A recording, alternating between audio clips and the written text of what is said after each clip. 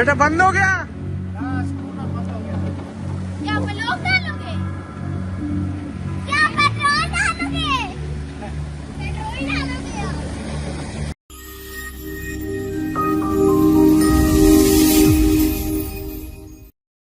शुक्रवार सुबह सुबह आए तेज आंधी तूफान के बाद अब गुरुग्राम की तस्वीर एक बार फिर बदल गई है। अब गुरुग्राम एक बार फिर से जलग्राम और जाम ग्राम में तब्दील हो गया है। आपको इस खबर में दिखाएंगे कि जो दावे 3 चुनावों में लगातार किए गए कि गुरुग्राम की हालत सुधारी जाएगी, उसकी हालत पहली बारिश के बाद कैसी है वो तस्वीरें जब लोग सुबह सुबह अपने घरों से बाहर निकले हैं और उन्हें मानो ऐसा लगा है वो किसी तालाब में आ गए हो। नमस्कार, मैं हूं सुनील यादव और आप देख रहे हैं गुरुग्राम न्यूज। हर साल गुरुग्राम में बारिश होती है तो जलभराव हो जाता है। हर साल यहां के नेता और यहां के अधिकारी दावा करते हैं कि इस बार गुरुग्राम में पानी नहीं भरने दिया जाएगा, जाम नहीं लगने दिया जाएगा, वाटर लॉगिंग नहीं होने दी जाएगी। लेकिन ये बातें सुन सुनकर अब हम भी थक चुके हैं। आखिरकार ये नेता और ये अधिकारी कब इन बातों को बोलना बंद करेंगे और असल काम शुरू करेंगे? अब ये किस लिए हम बोल रहे हैं वो मैं आपको दिखा देता हूं। तस्वीरें जरा आप देख लीजिए। आज पूरे गुरुग्राम का यही हालात है और हर साल इसी तरह की तस्वीरें गुरुग्राम से आती है। मैं एक एक करके आपको गुरुग्राम के कई इलाकों की तस्वीरें दिखाऊंगा और हालात देखकर खुद आप अंदाजा लगाइए कि गुरुग्राम का कैसे बंटाधार होता जा रहा है। नेता बस दावे के रह गए हैं, अधिकारी केवल दावे के रह गए हैं। लगातार जो विभाग है सरकारी, उनमें अधिकारियों पर रिश्वत लेने के आरोप लगते हैं, गड़बड़ घोटाला करने के आरोप लगते हैं, लेकिन गुरुग्राम की तस्वीर बदलने वाली नहीं है। ये वो शहर है जहां पर अगर आपको एक 2 BHK फ्लैट खरीदना हो तो उसकी एवरेज कीमत अगर मानकर चलें तो लगभग 2 करोड़ रुपए है।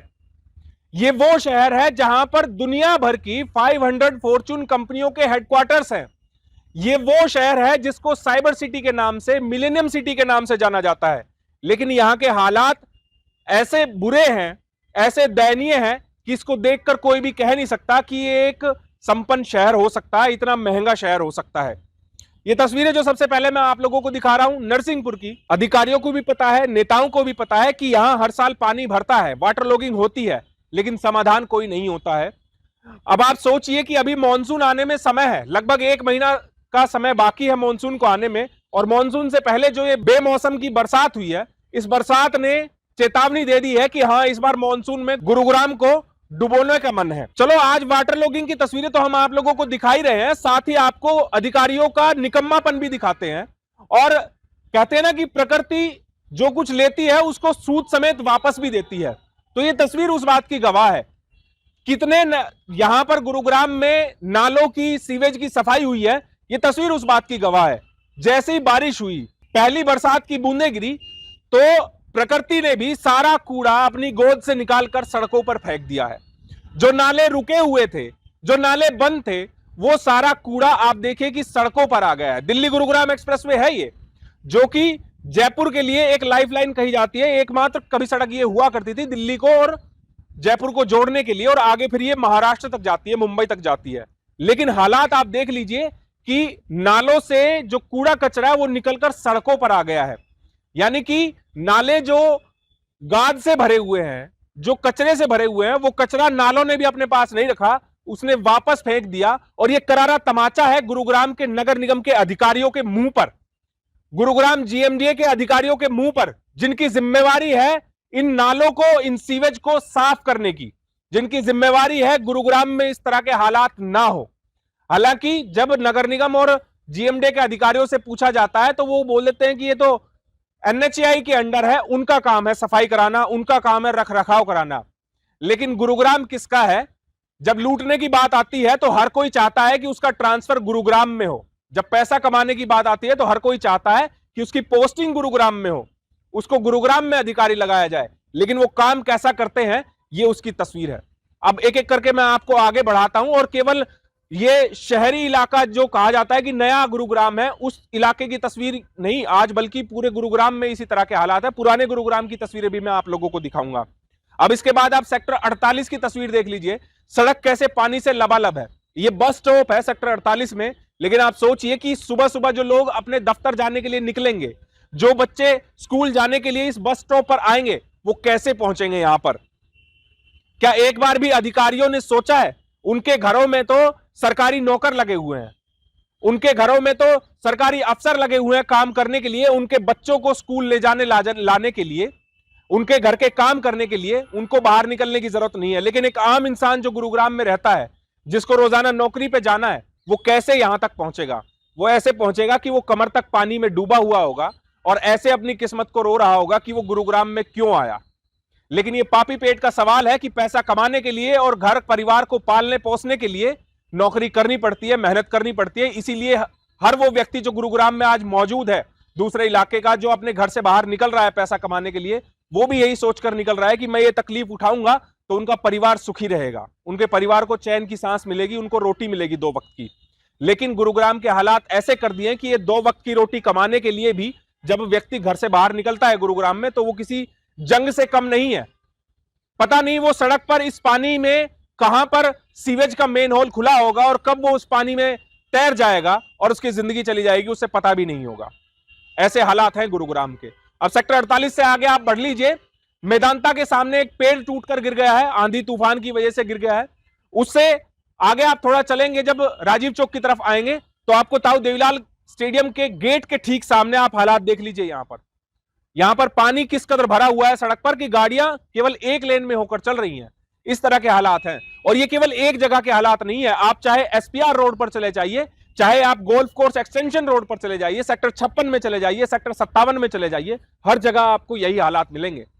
और ये हालात काफी हैं अधिकारियों की नींद खोलने के लिए। और कैबिनेट मंत्री के जो हमारे गुरुग्राम से ही हैं, बादशाहपुर विधानसभा से जिनको जिताकर भेजा गया, राव नरबीर सिंह, उन्होंने भी खूब दावे किए हैं अपने पिछले बयानों में कि गुरुग्राम में इस बार पानी नहीं भरने दूंगा। लेकिन मंत्री जी जरा ये तस्वीर आप देख लीजिए, आप लोग भी इन तस्वीरों को शेयर कीजिए ताकि मंत्री जी तक पहुंचे ये तस्वीरें, उन अधिकारियों की क्लास लगाई जाए जिस तेवर के साथ, जिस जोश के साथ उन्होंने मंत्री पद संभाला और गुरुग्राम के अधिकारियों को फटकार लगाई कि या तो काम कर लो, नहीं गुरुग्राम से तबादला करा लो। ये तस्वीर उन लोगों के लिए है कि उन्होंने क्या काम किया है गुरुग्राम में। अब मैं आप लोगों को पुराने गुरुग्राम की तस्वीर दिखाता हूं। पहले मैं अपने सहयोगी मनु मेहता की एक रिपोर्ट दिखाता हूं आप लोगों को।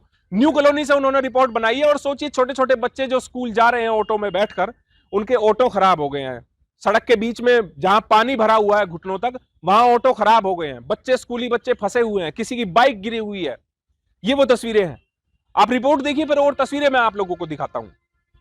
साइबर सिटी गुरुग्राम की पहली बारिश ने जिला प्रशासन के दावों की पोल खोल के रख दी है। पहली बारिश का हालात ये है कि इस समय गलियों में इतना पानी भर चुका है कि महिलाओं की स्कूटी बंद हो चुकी है।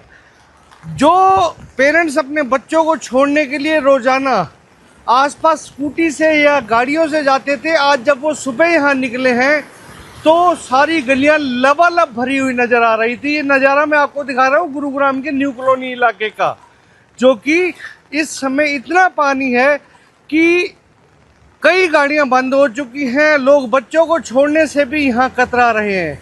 हालात ये हैं कि जो अधिकारी दावा करते थे कि हमने नालों की सफाई शुरू करा दी है, हमने इस बार मानसून से निपटने के लिए पूरी तैयारियां की हैं, लगातार बैठकें करते थे, बड़े बड़े दावे किए जाते थे, चंडीगढ़ तक बैठकें होती थी, मुख्यमंत्री से लेकर मंत्री तक आकर इस शहर में जल भराव की समस्या से निपटने के लिए बड़ी बड़ी चर्चाएं करते थे और दावे करते थे कि इस बार जो अधिकारी आए हैं वो पूरी तरह से इस समस्या से निजात दिला पाएंगे।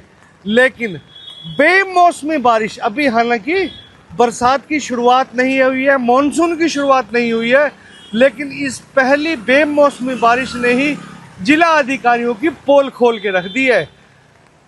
करोड़ों रुपए जल भराव के नाम पर खर्च करने वाले, मीटिंगों में खर्चा करने वाले अधिकारियों के सामने पहली बारिश में ये हालात हो चुके हैं कि शहर के हर हिस्से में इस समय बुरा हाल है। ये जो तस्वीरें न्यू कॉलोनी की हैं, कुछ ऐसी ही तस्वीरें पूरे गुरुग्राम के पुराने शहर की हैं। सेक्टर 4-7 का जो मुख्य रोड है, सेक्टर 4 और 7 का डिवाइडिंग रोड, सेक्टर 7 और 9 का डिवाइडिंग रोड, सेक्टर 9 शीतला माता रोड, बसई चौक का तो शुरू से ही बुरा हाल होता है और वही हालात अब भी दिखाई दे रहे हैं। इसके अलावा शहर के जितने भी लो लाइन एरियाज हैं उन सब में यही हालात नज़र आ रहे हैं। रेलवे रोड पर भी गाड़ियों में पानी भरा हुआ दिखाई दे रहा है। गाड़ियों के जो टायर हैं वो पूरी तरह से डूबे हुए नज़र आ रहे हैं। हालात ये हो चुके हैं कि जो शहर की दावा करते हैं अधिकारी, इन अधिकारियों को कम से कम आज ये सोचना चाहिए कि पहली बेमौसमी बारिश में अगर शहर का ये हाल है तो आने वाले मॉनसून में इस शहर की किस्मत कौन संभालेगा और कौन इस शहर को डूबने से बचाएगा। नाम बताइए अपना। मेरा नाम सविता डांगर है जी। सविता जी, आज पहली बारिश में ये हालात है, आगे क्या हाल होंगे? सर राम भरोसे है, गुड़गांव तो ऐसे ही हमेशा तैरता रहता है। आज भी यही हालात है? आज भी यही हालात है सर। कोई बुजुर्ग आदमी तो यहाँ से गुजर भी नहीं सकता। पिछली बार एक्टिवा तो यहाँ पिछली बार तो हमारी इसी बारिश की वजह से हमारी एक्टिवा ही बह गई थी इसी बारिश में सर। तो आज तो भी पहली बारिश है बिना मानसून की। हाँ जी सर। ये हालात तो क्या करें, पार्षद अपने घर में बैठे हैं सर, पब्लिक परेशान है। तो आप इस न्यूज के माध्यम से हमसे यही कहेंगे कम से कम आज आपका। शैलेंद्र सिंह। क्या आज क्या हालात है जी पहली बारिश में? हाँ बुरा हाल है जी, बुरा हाल। बच्चे को छोड़ने जाता वापस आना पड़ा वापस। हाँ अब सेक्टर 4 की तस्वीरें आप देख लीजिए, सेक्टर 7 की तस्वीरें आप देख लीजिए, सेक्टर 9 की तस्वीरें देख लीजिए। हर जगह यही हालात है। अशोक विहार, पालम विहार, आप किसी इलाके में चले जाइए, हर जगह आपको इसी तरह के हालात मिलेंगे। आपसे टैक्स लेने के लिए नगर निगम आपको नोटिस भेज देता है, आपसे सीवेज का टैक्स लिया जाता है, आपसे साफ सफाई का टैक्स लिया जाता है, लेकिन गुरुग्राम में बैठे हुए अधिकारियों की इतनी हैसियत नहीं कि वो गुरुग्राम में साफ सफाई करा सके। उनको इतनी हिम्मत नहीं कि वो गुरुग्राम में ऐसी कंपनी को टेंडर दे सके कि घरों से कूड़ा उठ सके, ताकि ये कूड़ा सड़कों पर ना आए, नालियों में ना जाए, ये चौक ना हो और हर साल जो गुरुग्राम की बदहाल स्थिति होती है वो ऐसी स्थिति ना हो। अब इन तस्वीरों को देखकर आपकी क्या राय है वो हमें आप जरूर कमेंट करके बताइएगा। और इन अधिकारियों की नींद खोलने के लिए केवल एक ही तरीका है कि आप इन वीडियोस को जहां तक आपकी पहुंच है वहां तक पहुंचाइए। आप इन जानकारियों को शेयर कीजिए, इन वीडियोस को शेयर कीजिए, ताकि उन अधिकारियों को कुछ तो शर्म आए जो गुरुग्राम में आकर हजारों लाखों की सैलरी पा रहे हैं, जो एसी दफ्तर में बैठे होते हैं, उनकी आंखों तक ये तस्वीरें पहुंचे। सुबह 4 बजे से गुरुग्राम के कई इलाकों में बिजली नहीं है। हो सकता है कहीं पर पेड़ गिर गया हो, फॉल्ट हो गया हो, लेकिन अधिकारियों को यह भी तो सोचना चाहिए कि जो सुबह सुबह बच्चे स्कूल जाते हैं, घरों में काम होता है, लोग दफ्तर जाते हैं, उनको अपने घरों के काम भी करने होते हैं, तो बिजली भी उनको जरूरी है। तो ऐसे में जो कर्मचारी हैं उनको काम पर ठीक तरीके से क्यों नहीं लगाया जाता है?